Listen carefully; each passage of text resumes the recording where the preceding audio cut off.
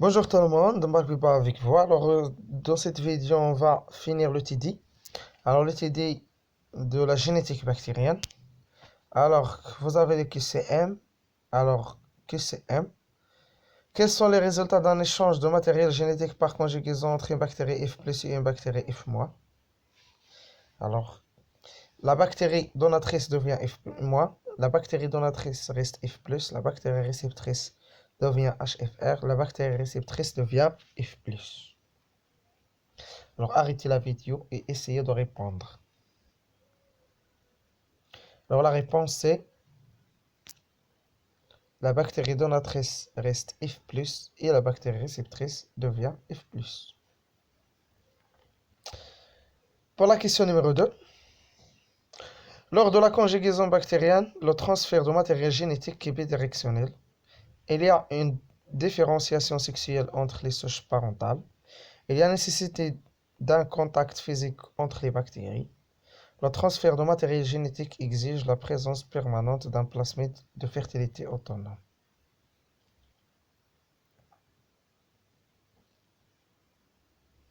Alors, la réponse c'est lors de la conjugaison bactérienne, il y a une différenciation sexuelle entre les souches parentales, une bactérie F+ et l'autre F-. Il y a nécessité d'un contact physique entre les bactéries. Alors, lors de la conjugaison bactérienne, la conjugaison nécessite un contact, c'est ce qu'on appelle le pili sexuel. Alors, question M3, un plasmide. Alors, c'est quoi un plasmide? Est-ce que c'est une molécule d'ADN monocaténaire et circulaire? Il est incapable de répliquer indépendamment de chromosomes bactériens. Non indispensable au métabolisme normal de la bactérie hôte. Très utilisé dans la transformation artificielle des bactéries. Alors la réponse c'est un plasmide, il est non indispensable au métabolisme normal de la bactérie hôte. Alors pour le métabolisme normal, la bactérie, son métabolisme, le plasmide, il n'est pas responsable de métabolisme normal. Il est responsable des métabolismes qui sont supplémentaires, par exemple la résistance aux antibiotiques, etc. Il est très utilisé dans la transformation artificielle. Alors la transformation artificielle, c'est-à-dire la transformation par l'homme. Si l'homme, ils peuvent changer quelque chose pour former des clones, dans le clonage, on utilise des plasmides. Alors artificiellement, on utilise la transformation artificielle des bactéries. Alors en général, un plasmide, c'est un ADN double brin capable de se répliquer de manière autonome. Il est non indispensable au métabolisme normal de la bactérie hôte et très utilisé dans la transformation artificielle des bactéries. Alors, imitation ponctuelle. Alors, qu'est-ce que ça veut dire imitation ponctuelle? A. Il modifie obligatoirement la fonction d'une protéine. Modifie obligatoirement la séquence polypeptidique d'une protéine. Et héréditaire. La mutation est héréditaire. Mutation ponctuelle héréditaire. Modifie obligatoirement la séquence nucléotidique d'un ARN messager. Alors la réponse juste c'est C et D. Alors, une mutation ponctuelle, s'il y a une modification au niveau de l'ADN, il va y avoir une modification au niveau de la protéine. Mais parfois, nous avons des acides aminés. Alors, ces acides aminés, c'est la mutation. C'est pas toujours il va avoir, il va avoir une modification au niveau de la protéine. Parfois, nous avons certains acides aminés qui ont des codes. Alors, le codon, alors le code génétique d'un acide aminé, nous avons dans le tableau de code génétique, un acide aminé peut avoir deux codes par exemple, ou plusieurs codes. Alors, s'il y a un changement au niveau de l'ADN, ils ne peuvent pas donner forcément un changement au niveau de la séquence protéique. Alors, QCM numéro 5. Quel mode de transfert de gènes implique un contact direct entre les bactéries? Alors, quel mode de transfert de gènes qui implique un contact direct entre les bactéries. Alors, la conjugaison, la transduction, la transformation, toutes les modes. Alors, qui nécessite un contact direct, c'est la conjugaison.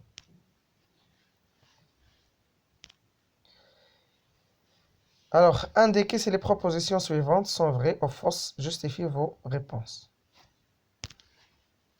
Alors, vous avez l'autodomutation. L'autodomutation représente la proportion de mitons dans une population bactérienne donnée. Alors, est-ce que c'est vrai ou faux? Alors, la réponse est faux. Alors, l'autodomutation, c'est la probabilité d'apparition d'une mutation dans un intervalle de temps correspondant à une génération. Alors, elle correspond à une génération. Alors, c'est-à-dire, dans une génération, quelle est l'autodomutation? Est-ce qu'on peut avoir? Alors, l'autodomutation, c'est la probabilité d'apparition d'une mutation. Dans un intervalle de temps, bien sûr. L'intervalle de temps, c'est une génération. Alors, l'autodomutation, c'est la probabilité d'apparition d'une mutation à une génération. Alors, il ne faut pas confondre l'autodomutation et la fréquence de mi-temps. Alors, l'autodomutation ne doit pas être confondue avec la fréquence du mi-temps. Alors, qui est la proportion de mi-temps trouvée dans une culture à un moment donné. Alors, l'autodomutation, par exemple, l'autodomutation, c'est 10 à la puissance moins 6. C'est-à-dire, à chaque 10 à la puissance 6 individus, on peut avoir une mutation qui est normale. Alors, une mutation, c'est-à-dire ça, c'est une mutation, ce qu'on appelle une mutation spontanée. Sans intervention de l'homme, sans intervention de rien. Alors, nous avons le taux de mutation, c'est entre 10 à la puissance moins 6 et 10 à la puissance moins 9. C'est-à-dire, c'est-à-dire 1 sur 10 à la puissance 9. C'est-à-dire, un peu la lecture de 10 à la puissance moins 6, c'est-à-dire à chaque 10 à la puissance 6 individus, on peut avoir un seul individu qui est muté. Lors d'une mutation par substitution de base, la transversion désigne le remplacement d'une base pyrrique par une autre base pyrrique ou d'une base pyrimidique par une autre base pyrimidique. Alors c'est vrai ou faux? Alors lors d'une mutation par substitution, alors les mutations par substitution de base, la transversion désigne le remplacement d'une base pyrrique par une autre base pyrrique ou d'une base pyrimidique par une base pyrimidique. Alors nous avons les mutations de substitution, soit les mutations qui sont transversion ou de transition. Alors pour la transversion, c'est quoi? Alors c'est un pyrine par un pyrimidine ou pyrine par pyrimidine par une autre base pyrimidique. Alors la transversion, alors pyrine faux, alors là, ici la notion est faux. Alors la transversion concerne le remplacement d'une base pyrrique par une base pyrimidique ou l'inverse. Alors le remplacement pyrine-pyrine ou pyrimidine-pyrimidine s'appelle la transition.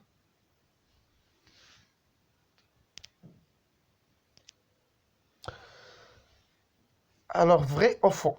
Le transfert génétique par transformation est caractérisé par le fait qu'aucun contact de la bactérie réceptrice avec une autre bactérie ou un phage donneur n'est nécessaire. Est-ce que c'est vrai ou faux? Le transfert génétique par transformation est caractérisé par le fait qu'aucun contact de la bactérie réceptrice avec une autre bactérie ou un phage donneur n'est nécessaire. Alors la transformation, elle nécessite ni contact entre un phage, c'est-à-dire un bactériophage, un virus qui attaque les bactéries, ou avec une autre bactérie. Alors là, est-ce que c'est vrai ou faux? Alors c'est vrai. Alors le transfert bactérien, la transformation, c'est le transfert passif de l'ADN. C'est-à-dire de l'ADN de le milieu et une bactérie réceptrice en état de compétence, alors une bactérie compétente, se transfère et s'effectue sans contact direct entre la bactérie donatrice et la réceptrice. Alors l'ADN peut provenir d'une cellule de la même espèce ou des cellules d'autres espèces. Alors la transformation, soit entre les bactéries de la même espèce, soit entre les bactéries de différentes espèces.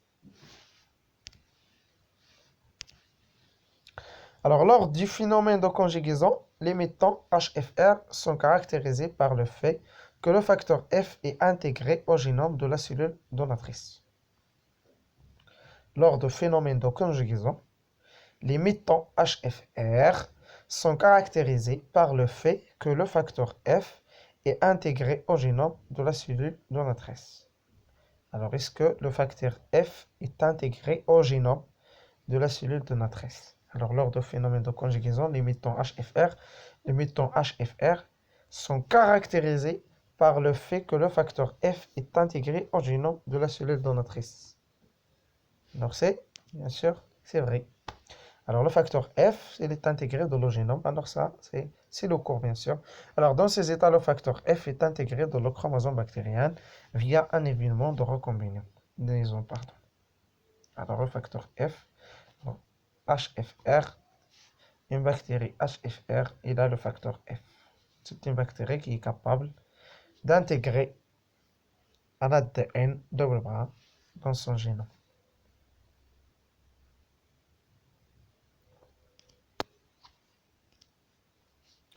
Alors, lors d'une conjugaison, si l'on n'interrompt pas volontairement le contact entre bactéries donatrices et réceptrices, l'exogénome sera systématiquement transféré. Alors, vrai ou faux? Lors d'une conjugaison, si l'on n'interrompt pas volontairement le contact entre bactéries donatrices et réceptrices, l'exogénome sera systématiquement transféré.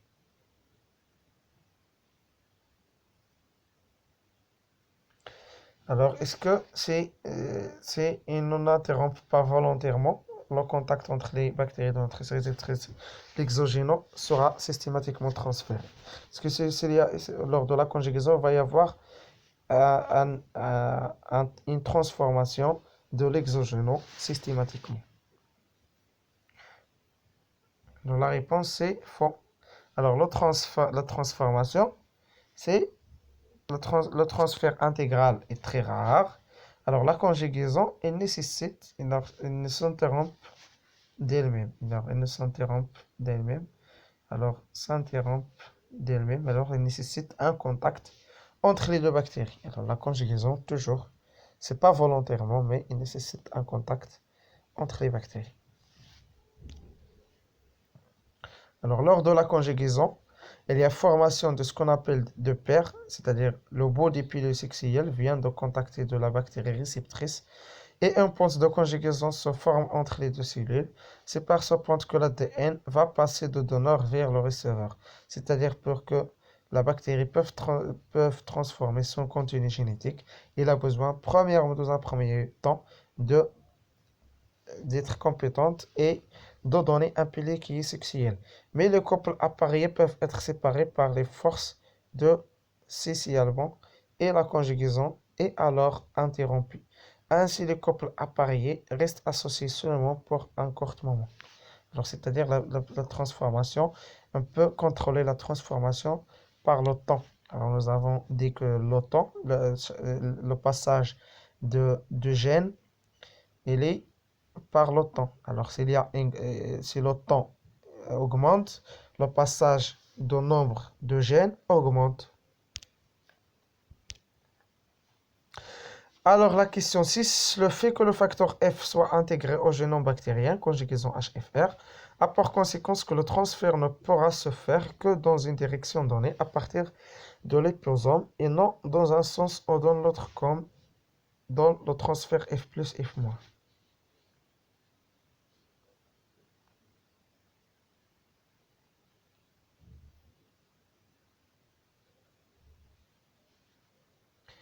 Alors, nous avons dit dans le corps que c'est faux. Dans les deux cas, le transfert est orienté par rapport à un point nommé origine de transfert. Alors, on ne peut pas faire la transformation de la bactérie F+ vers la bactérie F-. Le transfert il ne pourra se faire que dans une direction donnée à partir de l'épisome. Alors, c'est pas à partir de l'épisome, mais c'est à partir d'origine de transfert.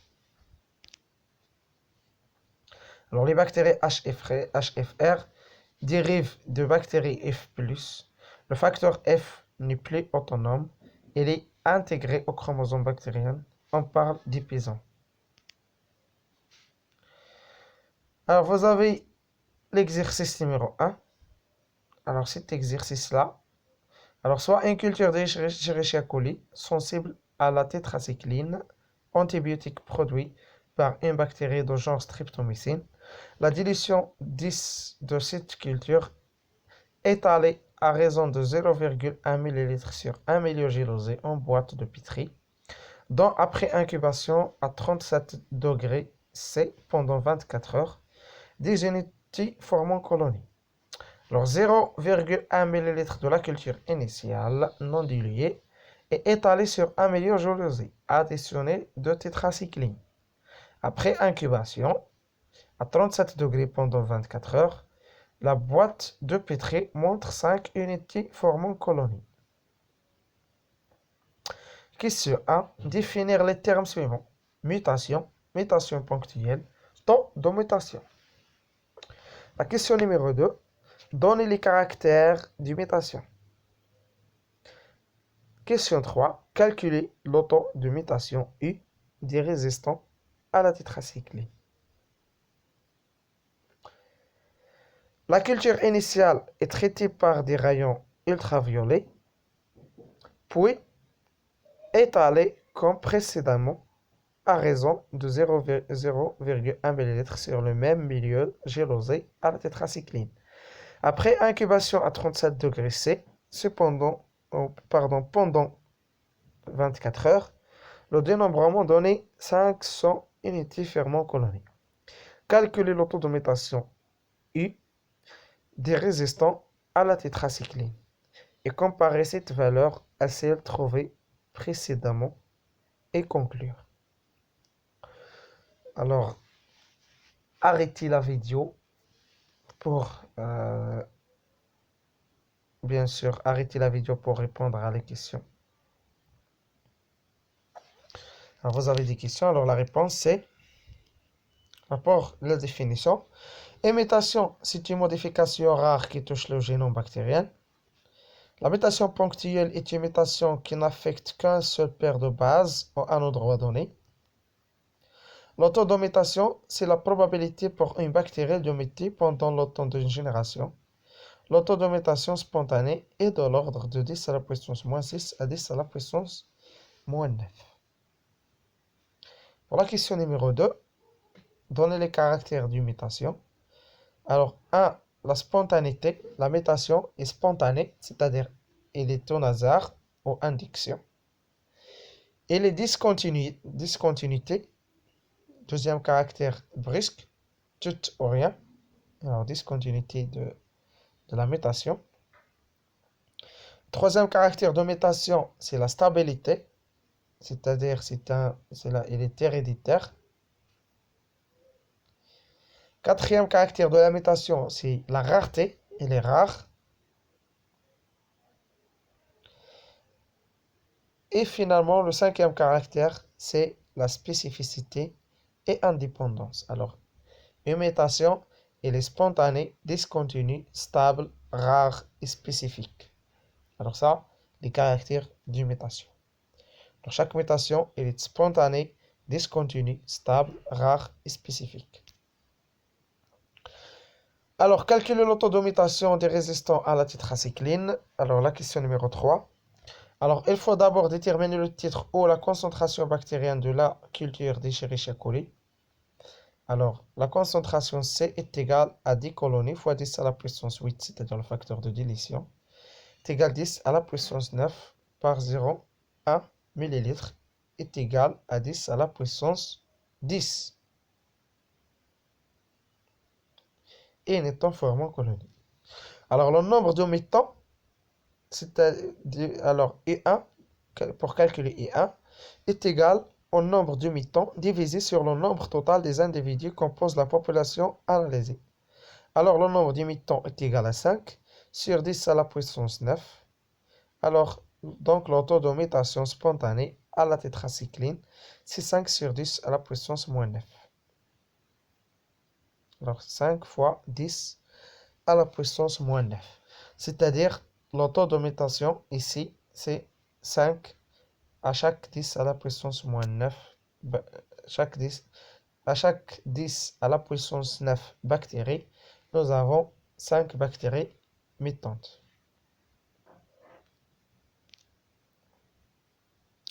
Pour la question, calculer le taux de mutation I2 des résistants à la tétracycline. Alors, c'est la même chose. Alors, nous avons I2 est égal à 500 sur 10 à la puissance 9. Alors, I2 est égal à 5 fois 10 à la puissance moins 7. Alors, on remarque que I2 est supérieur à I1 au niveau de la dernière expérience parce que les UV, l'ultraviolet, nous avons utilisé l'ultraviolet. Alors, l'ultraviolet, c'est un agent mutagène. Alors, il a augmenté le nombre de mutations. Alors, c'est un agent mutagène. Alors, les ultraviolets, ils augmentent les mutations, le taux de mutation. Alors, la probabilité d'avoir des bactéries mutantes, avoir des mutations, elle augmente par l'utilisation des ultraviolets, des rayons ultraviolets UV. Alors, exercice numéro 2. Alors, voilà l'exercice. Alors, arrêtez la vidéo et lire l'exercice. Et bien sûr, essayez de répondre à l'exercice dans les commentaires. Alors, à bientôt. Au revoir.